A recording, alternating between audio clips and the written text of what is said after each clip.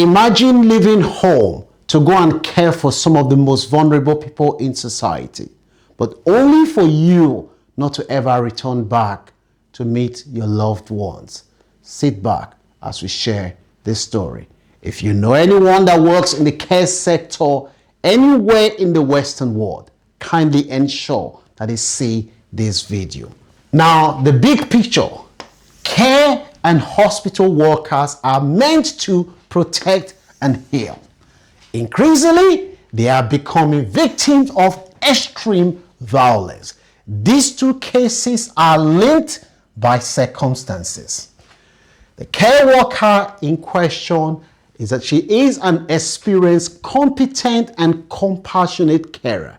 She is a highly experienced carer who has been described as somebody that will go out of her way to do the best for the patient. She has cared for this patient before on several occasions. A report has it that on this fateful day, this patient is well trained. She was tasked with keeping this patient safe. The patient in question is a patient who was detained under the Mental Health Act, and this patient was getting better, was now living in a hospital, community mental health hospital, where from there they would then move into a supported living in the community fully. That was the plan. And this patient has a history of trying to leave the hospital. And every time the patient tries to leave, this care worker would encourage them to come back, and they would listen to this care worker. She thought she had a very good relationship with this mental health patient. On this fateful day, when she came, this patient, who has been described as a male, about 6'4", meanwhile, this care worker, she's only about 5'6". The patient tried to leave, as he has done on several occasions. The care worker tried to encourage the patient and say, come back, come back, come back, come back.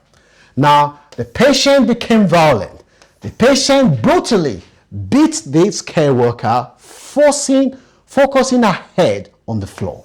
The patient beat this care worker to the point where she collapsed and she became unconscious with severe injury. While all this was happening, she later died from head trauma. The attacker persisted. However, when the police came, the attacker resisted police and he had to be tasered. A hospital shift that day, the shift ended in fatality. The patient was charged with murder. Like most cases like this, if there is any history of mental health, it's hard to prove that the mental health is not responsible for the person's action. It's currently on bail, and the case depends on the mental health evaluation. The prosecutor is waiting for the outcome of the assessment to decide the case. This case is similar to the case of an African lady from Kenya who was killed by a mental health patient. In the case of this African lady from Kenya, she migrated in search of a better life. She dreamed of helping others and making a real difference. She chose care as her path to serve others and give back. This is something that she loved. Like many carers, she entered a job where vulnerability is very, very high. That is Irene, a single mother of 4. She recently reunited with report having with 2 of her children, while the remaining 2 were back home. She was working night shift in a supported living with a mental health patient. Irene was caring for a male patient alone. During this shift, the patient became violent. She was attacked with severe burns to the point where she became unconscious. Irene, in her case, she missed the routine safety check that she has to do every morning to let her colleague know that she's still around. Authorities forced entry when they couldn't hear from Irene. She was found dead on the scene. The cause of death, blunt force trauma to the head due to the object that the patient used to hit Irene on her head. The man in 30s was arrested and charged with murder. He appeared in court and was later remanded.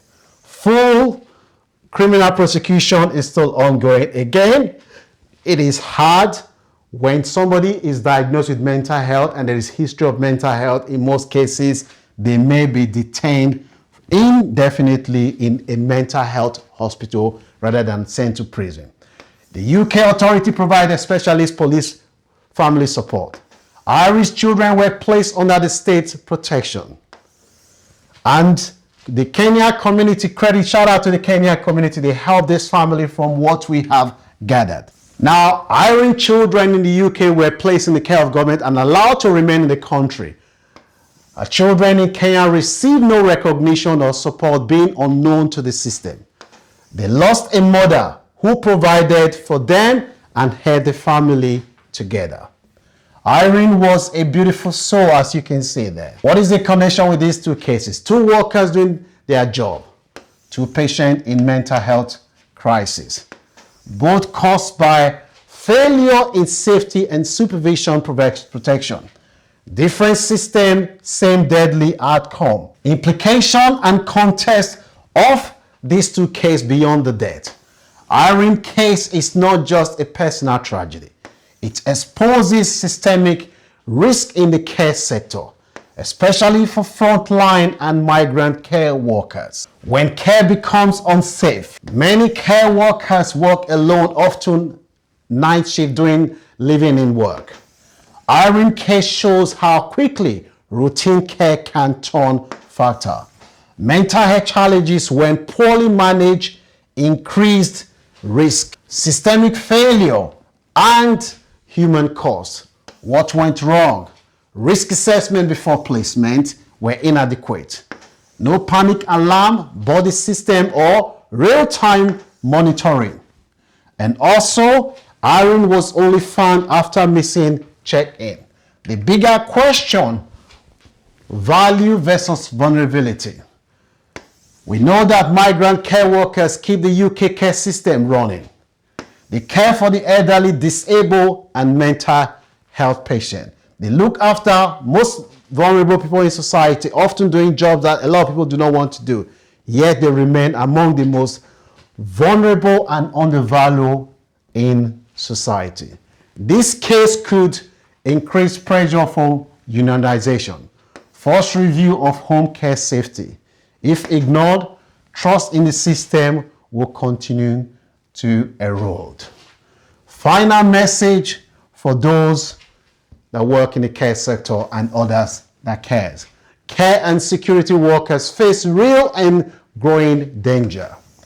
Mental health crisis without safeguard can turn fatal.